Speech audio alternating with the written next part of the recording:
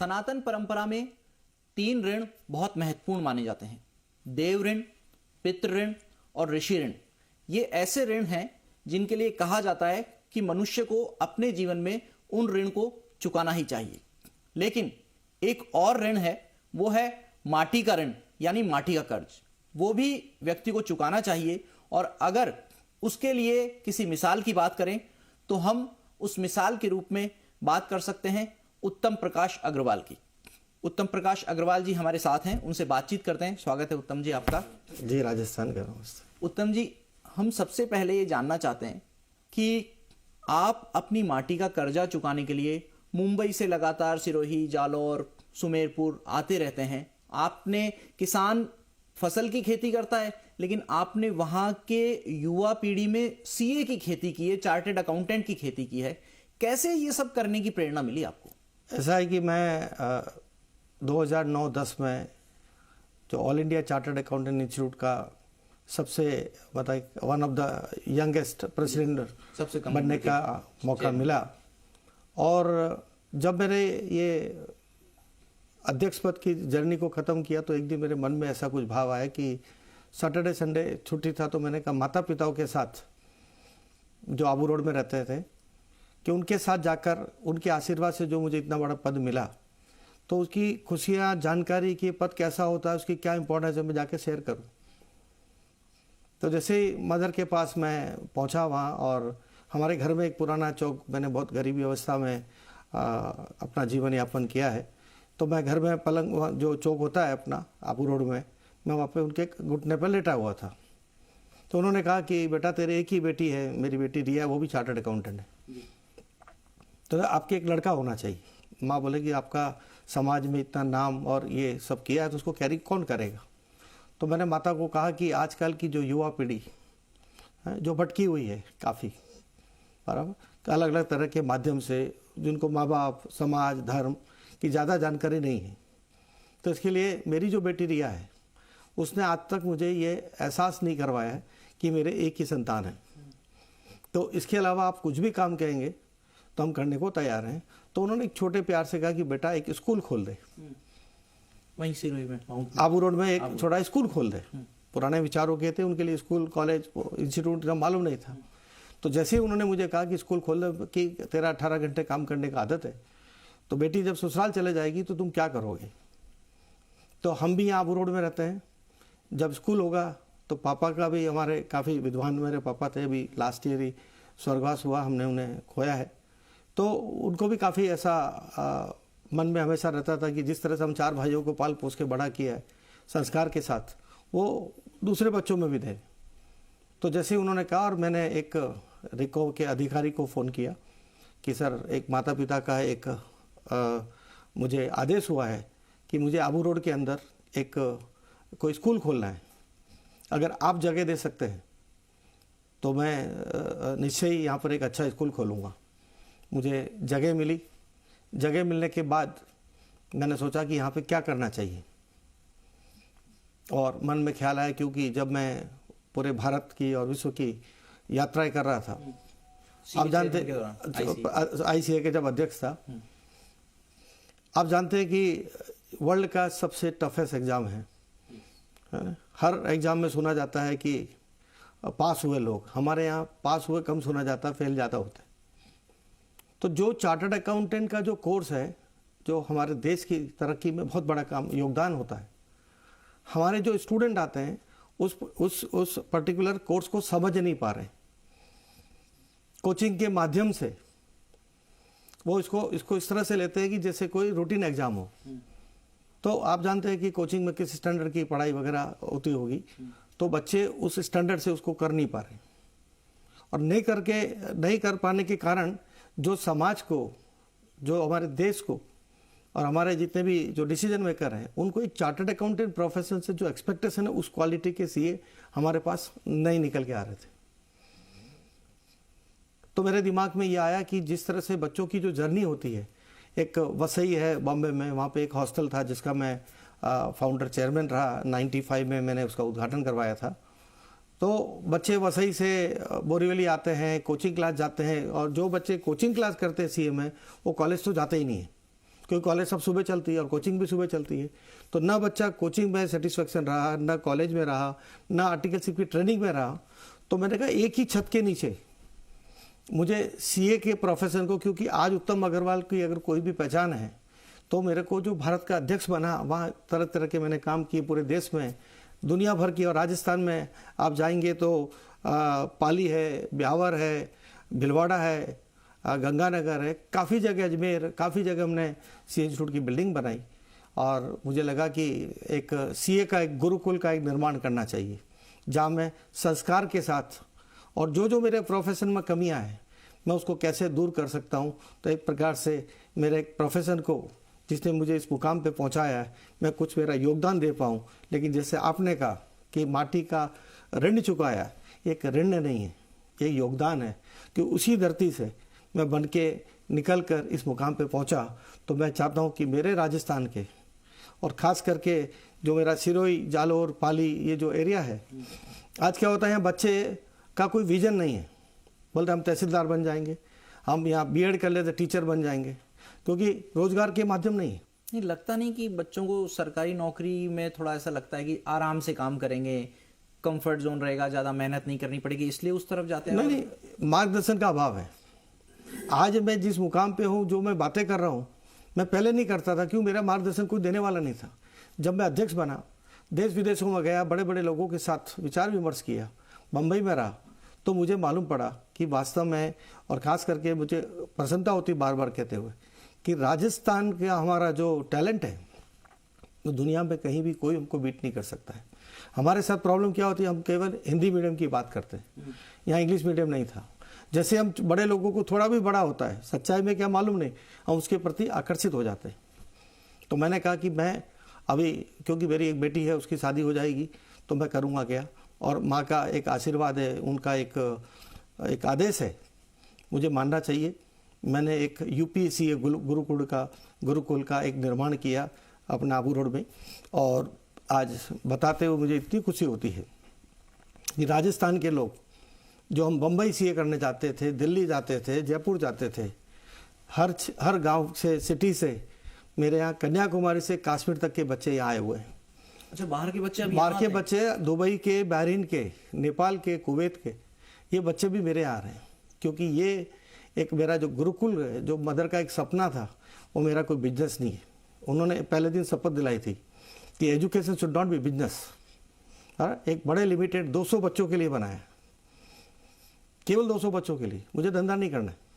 हमने ऐसा सुना है, हमने ऐसा पढ़ा भी है कि आपको शुरुआती दौर में बहुत संघर्ष करना पड़ा।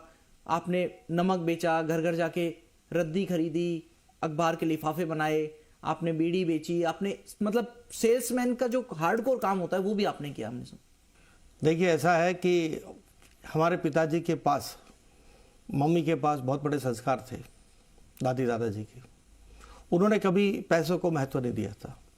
आर्थिक स्थितियां हमारे साथ बहुत गंभीर थी। मैं जब 6th स्टैंडर्ड में था, जब से मैंने घर घर जाकर कागज़ की जो नोटबुक होती है वो लेता था, कागज़ की थैली बना के, और फ्रूट वाले सिंगदाने वाले को बेचता था। गांधीधाम से नमक मंगाकर आबू रोड में मैं पिसवा के कागज़ की थैली, प्लास्टिक की थैली खुद भरता था। उसका नाम रसोई का राजा ब्रांड रखा था। आप सोचिए, उस समय मेरी मम्मी से पूछा था कि मम्मी इसका नाम क्या रखे, तो बोले नमक तो रसोई का राजा होता है। तो मैंने उसको रसोई का राजा रखा। साइकिल पे रख के मेरे मूंगथला, आमथला, जितना भी 25-50 किलोमीटर है, मैं रख के वहाँ पे बेच के आता था। फिर बीड़ी आती 30 नंबर, शिकारी, लंगर, 545, भूल नहीं सकता मैं। उसका बड़ा पिटारा आता था, मैं लेके साइकिल वालों के साइकिल पे रख के 30-35 किलोमीटर में जाके बेचता था। तो ये एक अनुभव था। और जहाँ तक आपने बोला कि शुरू से सीए करने का था, मैं अगर कोई चीज़ ऐसी बताऊँगा तो जितने भी युवा इस प्रोग्राम को देखेंगे, आई थिंक जो मन में उनके डर है कि मैं इंग्लिश मीडियम नहीं हूँ, मैं बड़ी स्कूल से नहीं पढ़ा हूँ, मेरे को इसमें रैंक नहीं आता, मेरा मैथ्स कमज़ोर है, मेरे उदाहरण को देखकर आज के बाद मुझे लगता है कि हर बच्चा सोचेगा कि मैं एक चार्टर्ड अकाउंटेंट बन सकता हूँ, एक सक्सेसफुल नागरिक बन के खुद की, परिवार की, समाज की, देश की सेवा कर सकता हूँ। आपको बता दूं कि मैं 3rd स्टैंडर्ड से लेकर 7वीं स्टैंडर्ड तक कभी भी बिना सप्लीमेंट्री एटीकेटी के पास नहीं हुआ। 8वीं में मुझे ग्रेस से पास हुआ। और अगेन बच्चों को कहना चाहता हूँ कि मदर फादर जो बोलते हैं ना, वो एक साक्षात भगवान का रूप है। मेरी मदर को कॉन्फिडेंस होगा मेरे ऊपर, उन्होंने उस जमाने में मुझे साइंस मैथमेटिक्स दिलवाया। अच्छा, हाँ, लेकिन मैं तो महान हूँ ना, मैंने अभी में फिर सप्लीमेंट्री आई। इस सोच से इंजीनियर बनाने के लिए? इंजीनियर मुझे पिलाने ले जाके इंजीनियर बनाएंगे, है तो। लेकिन मैं तो वही था ना, उत्तम अग्रवाल, तो 9th में फिर सप्लीमेंट्री आई और मैं वही नहीं रुका, 10th में जाके 2 बार फेल हुआ। अब आप सोचिए कि जो पेरेंट्स और बच्चे सोचते हैं कि मेरा बच्चा स्कॉलर होना चाहिए, रैंक होल्डर होना चाहिए, कॉन्वेंट में पढ़ा रहना चाहिए, हिंदी मीडियम से पढ़ा हुआ, दरबार स्कूल आबू रोड में पढ़ा हुआ, सेठ मंगलचंद चौधरी जो कॉलेज है उसका मैं फर्स्ट बैच जो आबू रोड में है उसका मैं स्टूडेंट हूँ। हमने सुना है वो कॉलेज खोलने के लिए आप लोग मैं भूख हड़ताल? हाँ, भूख हड़ताल पे मैं बैठ के उसको, हमारे एक नेता थे अपने एडवोकेट करके, तो वो एक्सपायर हो गए, उनके साथ बैठ के हमने किया। कॉलेज तो 77 से थी, तो फर्स्ट बैच हमारा 82 के अंदर कॉमर्स का शुरू हुआ। तो ये काम मैंने वहाँ पे किए हुए हैं। तब आप सोच लिए कि एक प्रोफेसर पढ़ाया हुआ, एक कॉलेज का पहला बैच का स्टूडेंट, फेलियर, हिंदी मीडियम, और आज आप जानते हैं कि मैं भारतीय चार्टर्ड अकाउंटेंट इंस्टीट्यूट का अध्यक्ष बना सबसे युवा उम्र में। उसके बाद आपको मालूम होगा कि जो देश में सत्यम का जो फ्रॉड हुआ, उसके हाई पावर कमेटी बनी, उसका चेयरमैन बनने का मौका मिला। फिर नेशनल स्पॉट एक्सचेंज हुआ, उसका इन्वेस्टिगेशन करना 2-3 साल रहा। उसके बाद में रिलायंस म्यूचुअल फंड पे ट्रस्टी बना। यस बैंक के अंदर आपने देखा होगा, मैं अपने आप को गौरवान्वित महसूस करता हूँ कि एक इतने बड़े बैंक को बचाने का मैंने निष्पक्षता से, जो एक चार्टर्ड अकाउंटेंट से समाज एक एक्सपेक्टेशन रखता है कि इंडिपेंडेंसी होनी चाहिए, आई थिंक जो इंडिपेंडेंसी मैंने यस बैंक में दिखाई है वो एक सब लोगों के लिए एक मिसाल होनी चाहिए। और मैंने उस बैंक को बचाया। आज बैंकिंग सेक्टर मेरा बच गया और अभी भी मैं कई बैंकों पर और कई कंपनी के बोर्ड पर डायरेक्टर चेयरमैन हूँ। तो आप ये सबकी बच्चों की मन की, पेरेंट्स की भ्रम निकालना चाहता हूँ, बराबर, कि एवरीथिंग पॉसिबल। जिस दिन the day when you decide something to do for yourself, for the society, nobody can stop you. आप कह रहे हैं कि जो सीए बनने के एस्पिरेंट्स स्टूडेंट हैं उनको इससे प्रेरणा मिलेगी। मुझे लग रहा है कि जब ये प्रोग्राम देखेंगे लोग तो उनको तो जो आईपीएस मनोज के ऊपर 12th फेल फिल्म बनी है, उनको तो 10th फेल करके फिल्म बनाने की प्रेरणा मिलेगी आपके ऊपर कि बोले इतना सप्लीमेंट्री ऐसा एजुकेशनल बैकग्राउंड रहा लेकिन फिर उन्होंने अपने आप को निखारा। हकीकत मैं आपको बताता हूँ, मैं भी, मुझे कहा लोगों ने, मैं पिक्चरें बहुत कम देखता हूँ, तो मेरे दोस्तों ने कहा कि उत्तम 12वीं फेल देखना चाहिए। मेरा क्या है कि हर एक को मालूम नहीं था, नहीं ये जो सीक्रेट मेरा था। लोग तो मुझे सोचते हैं मैं थ्रू आउट रैंक होल्डर रहा हूँ, सक्सेस सीक्रेट हो गया। अब जब मैं, मेरे दोस्तों को मालूम है, तो जैसे पिक्चर हॉल से बाहर निकले तो मुझे कहा कि उत्तम जी आपके ऊपर भी 10th फेल करके मूवी बनाना चाहिए। तो लेकिन आपने कहा है it's not a question of making the movie, what I want to convey here today, कि ये जितनी भी हम चीज़ें सोचते हैं लाइफ में करने के लिए, उसके पहले हम किंतु परंतु काफ़ी कुछ कर बैठते हैं। मैं आपको बताता हूँ कि लाइफ में आज इतना बड़ा ये जो कैंपस भी बनाया हमने, तिरुपति बालाजी के मंदिर का ही स्थापना का विचार क्यों आया? हाँ जी, ये भी काफ़ी लोग मुझे पूछते हैं।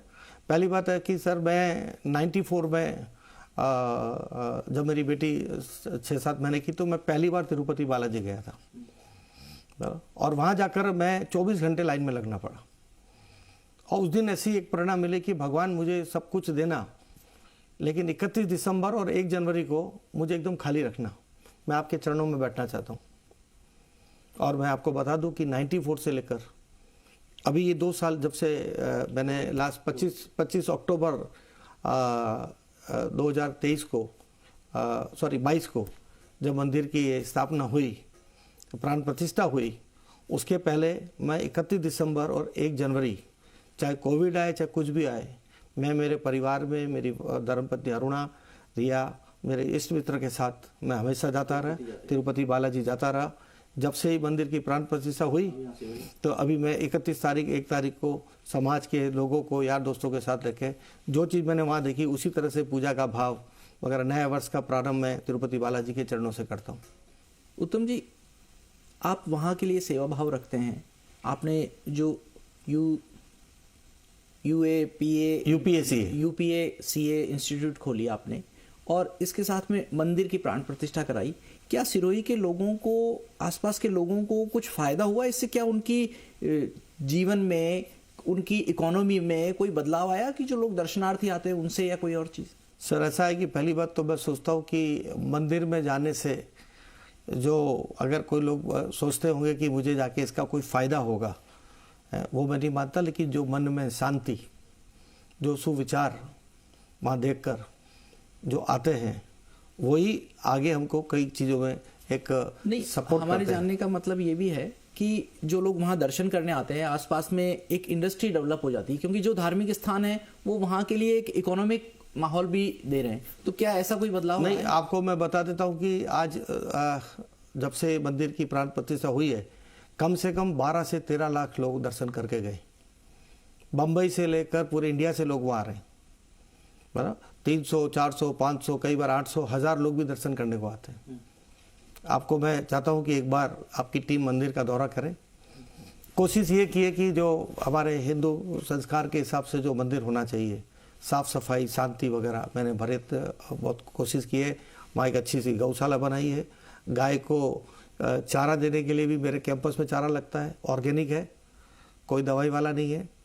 भगवान पूरे दिन गौशाला में म्यूजिक चलता है।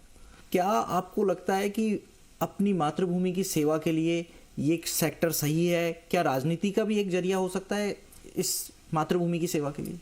नहीं, देखिए ऐसा है कि आज तक जो मैं करता आया हूँ, मैंने कभी ऐसा राजनीतिक एस्पिरेशन कभी रखा नहीं, बराबर। लेकिन आप जानते हैं कि अगर एक अकेले बल पे ताकत के ऊपर आप दोस्तों के साथ रहकर अगर इस तरह का एक संस्था का निर्माण करते हैं, जूनियर कॉलेज बना रहे हैं, एक सीए का कॉलेज बना दिया, इस सारी सुविधाएं आप कर रहे हैं, अगर इसमें ज़्यादा से ज़्यादा लोग जुड़े, और हो सकता है कि राजनीतिक कोई पद पर जाकर आप लोगों को और ज़्यादा लोगों को जोड़ सकें।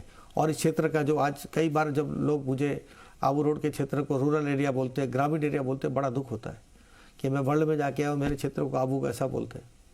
तो मैं यहाँ क्या कर सकूँ, क्योंकि आज इतने लोगों से संपर्क हुआ।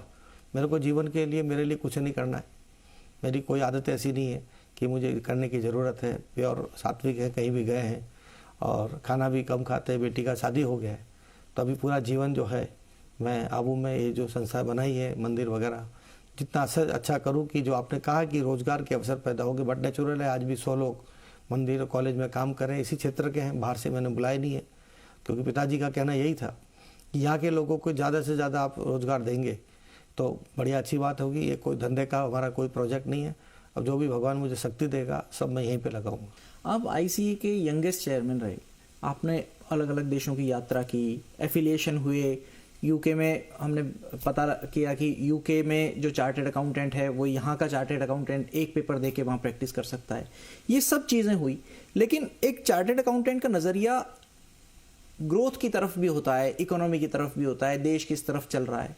आप जब 2009 में रहे तब यूपीए की सरकार थी, हालांकि आपके नाम का एब्रीविएशन भी यूपीए ही बैठता है। हम जैसा देख रहे हैं कि देश तरक्की कर रहा है, माननीय नरेंद्र मोदी जी हमारे प्रधानमंत्री, भारतीय जनता पार्टी की सरकार के हिसाब से ये आने वाले समय के लिए एक बहुत बड़ा एक संकेत है, एक विश्वास है भारत की जनता को कि हमारा देश तरक्की करेगा। और मुझे विश्वास है कि मेरे चार्टर्ड अकाउंटेंट पूरे भारत की इस तरक्की के अंदर बहुत बड़ा योगदान देंगे। और ख़ास करके मैं जो यूपीसीए गुरुकुल में जो बच्चे तैयार कर रहा हूँ, मैं जो रूटीन ऑडिट और टैक्सेशन का काम नहीं सोच रहा हूँ। माननीय प्रधानमंत्री जी ने बोला था मुझे देश के भारत का बिग 4 बनाना है, हमारे मंच से बोला था। उस दिन से मेरे मन में आई कि मैं इस तरह से चार्टर्ड अकाउंटेंट तैयार करूँ, क्योंकि मुझे सारा अनुभव है। मैं हर कंपनी में रहा, इधर प्रैक्टिस भी किया, इंडस्ट्री में भी जाता हूँ, सीए भी देखा, विदेशों में भी गया है। तो मैं यहाँ पर इंडस्ट्री स्पेसिफिक चार्टर्ड अकाउंटेंट बना रहा हूँ, जो आज तक कभी किसी ने सोचा नहीं था। वरना कई बार लोग सोचते हैं कि केवल टैक्स। नहीं, आप किसी भी बच्चे से पूछिए, कि सीए करके क्या करेगा, बोले प्रैक्टिस, और मैं जॉब करूँगा। किसकी प्रैक्टिस करूँगा उसको मालूम नहीं, जॉब किधर जाऊँगा मालूम नहीं, बराबर। बट मैं इस कैंपस में बच्चों को पहले से एडवांस में तैयार कर रहा हूँ कि उसको इंश्योरेंस सेक्टर में जाना है तो उसकी तैयारी करे, उसको म्यूचुअल फंड में जाना है तो करे, एआई में जाना तो एआई में जाए, इंटरनेशनल टैक्सेशन में जाना तो उसमें जाए, लॉ में जाना तो लॉ में जाए। तो मैं उनको उस तरह से बैठ के केवल रिसर्च करा रहा हूँ। एक हमारा आर्टिकलशिप ट्रेनिंग होता है, उसमें क्या होता है, बच्चों को सीए के अंडर में जाके ट्रेनिंग करना पड़ता है। तो हमारे सीए लोग जो होते हैं वो अपने ऑफिस के क्लाइंट के काम होते हैं, है ना, और वो काम करवा लेते हैं। अब वो बच्चे को उसमें इंटरेस्ट है या नहीं है, वो हम कोई देखते नहीं है, लेकिन ट्रेनिंग है, बच्चों को काम देना, जो मेरे पास काम आए वो दे दिया। मैंने इस कॉन्सेप्ट को बदलने के लिए मेरे सीए इंस्टीट्यूट के लेवल पे प्रेसिडेंट लोगों जो भी हमारे सक्सेसर आए उनको भी मैंने कहा है कि अभी ज़माना बदल गया है, हम केवल कंप्लायंस ऑफिसर नहीं रह गए, है ना, हम बिजनेस सॉल्यूशन प्रोवाइडर बनना एक चार्टर्ड अकाउंटेंट को है। सर ये तो हुई सीए की बात, लेकिन प्रतिभा को तराशने के लिए तो बचपन से ही ध्यान देना होता है। कई बार हर कोई व्यक्ति उत्तम प्रकाश तो नहीं हो सकता कि 7वीं तक झंझावातों से जूझते हुए पढ़ें और फिर बाद में सुधर जाएं और बाद में बहुत ज्यादा निखार आ जाए। तो बचपन में भी कोई ध्यान देने की जरूरत, जैसे कोई कंपटीशन एग्जाम और इन सब चीजों के लिए, क्योंकि आप मोटिवेशनल स्पीकर भी रहे हैं। देखिए ऐसा है कि मैंने अभी लास्ट ईयर से मैंने कहा कि ये जो 23-24 का अगर आप डेटा देखेंगे ना, राजस्थान का जो 12th स्टैंडर्ड का है, जब मुझे मालूम पड़ा तो मुझे बहुत शौक लगा, क्योंकि हमारे चार्टर्ड अकाउंट है ना, राजस्थान को सीए की फैक्ट्री कही जाती है। बिल्कुल। आप डेटा निकाल के देखना, कुछ 27-28 हजार बच्चे ही पूरे राजस्थान में 12th में, मेरे को कहीं से डिटेल मिला था, कॉमर्स के में आए, बाकी सब लोग 2,27,30,000 साइंस में गए।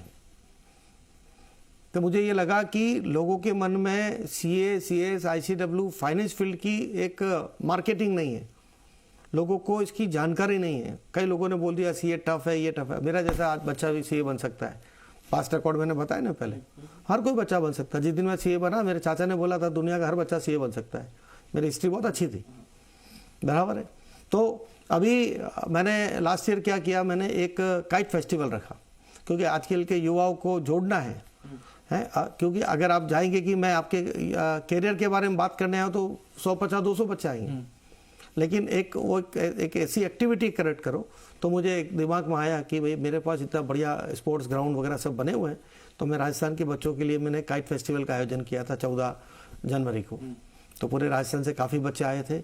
उस समय में उनके साथ मैंने पूरा उनको कैंपस दिखाया, तो उनको समझ में आया कि सर इतना बड़ा कैंपस होने के बाद आज तक कभी मार्केटिंग क्यों नहीं किया। मैंने कहा, पहले दिन से पिताजी ने कहा था कि मेरा बिजनेस नहीं है, बिजनेस के लिए मार्केटिंग की जरूरत होती है, समाज के लिए मार्केटिंग का जरूरत नहीं होता है। मैं चाहता हूं कि मैं इतना योगदान दूं बच्चों के साथ कि ये लोग जाके मेरे ब्रांड एम्बेसडर बने, मार्केटिंग वो करेंगे, मेरे को मार्केटिंग नहीं करूँगा। उत्तम जी, आपने बताया कि आप हैरान हैं कि 12th में बच्चे कॉमर्स स्ट्रीम में कम जा रहे हैं, और आमतौर पर एक ट्रेंड भी आ गया है कि माता पिता को कोचिंग करानी है, बच्चे को साइंस मैथमेटिक्स दिलानी है या साइंस बायोलॉजी दिलानी है, डॉक्टर इंजीनियर बनाना है। कॉमर्स में ये कमी आ गई, इसको दूर कैसे करेंगे? नहीं, एक बहुत अच्छा आपने पूछा है। जिस दिन से मुझे ये डिटेल मालूम पड़ी, मैं भीलवाड़ा और ये उदयपुर और मेरे जितने भी सिरोही जालोर में जितने भी स्कूल्स हैं, मंडार वगैरह, मैंने सब जाकर फाइनेंशियल लिटरेसी के ऊपर बच्चों को मोटिवेट किया है, लेक्चर दिया है। और अभी मैंने क्या किया कि मेरा कैंपस इतना बढ़िया बना हुआ है, आपको भी मैं आमंत्रण करता हूँ कि मैंने मेरे वहाँ की जितनी भी स्कूल से आजू बाजू की, छोटे से लेकर बड़े बच्चों की, मैंने उनको एक एजुकेशनल टूर करके, कोई चार्जेज नहीं है, वो बच्चे आते, पूरा मेरी सारी चीज़ों को, गार्डन में खेलते हैं, अकाउंटिंग म्यूजियम देखते हैं, सारी व्यवस्था को देखते हैं, उनके दिमाग में कि ऐसा भी स्कूल कॉलेज हो सकता है। उसके बाद मेरे जो स्टूडेंट हैं, मैं हूँ, हम सब लोग, मेरा स्टाफ है, वो सब उन बच्चों से इंटरेक्ट करते हैं। अभी तक करीबन हम 45 स्कूल को वहाँ एजुकेशनल टूर के रूप में हमने वहाँ बुलाना शुरू किया, और अभी एक स्कूल से दूसरे स्कूल के माध्यम से काफ़ी स्कूल के बच्चे हमारे यहाँ आते हैं, पूरा दिन व्यतीत करते हैं, घूमते करते हैं, और हम बच्चों को पूरा सीए के बारे में, फाइनेंशियल के लिए कि कॉमर्स में आना चाहिए, क्या इंपॉर्टेंस है, ये सारी चीज़ों की जानकारी हम दे रहे हैं। तो ये है उत्तम प्रकाश अग्रवाल जी, जिनसे आपने बातचीत की और जाना, सुना, समझा कैसे झंझावातों से जूझते हुए भी कोई व्यक्ति आगे बढ़ सकता है। आपने देखा किस तरीके से इन्होंने घर घर जाकर के सामान बेचा, शुरुआत में पढ़ाई में कमजोर थे, लेकिन विपरीत हालात में भी प्रतिभा निखर करके आई। और ऐसा माना जाता है कि जो अभावों में पलता है वो उस चीज की अहमियत समझता है, और यही इनके जीवन से सीखने को मिलता है। उम्मीद करते हैं कि जो राजस्थान को सीए का हब बनाने के लिए प्रयासरत हैं, एक बार फिर से अपने काम में सफल होंगे और राजस्थान सीए के साथ दूसरे इंडस्ट्रियल ग्रोथ और सीए के स्पेशलाइजेशन क्षेत्र में भी अपना नाम, अपना परचम देश भर में फहराएगा। आज की इस खास मुलाकात में इतना ही। दीजिए इजाजत। नमस्कार।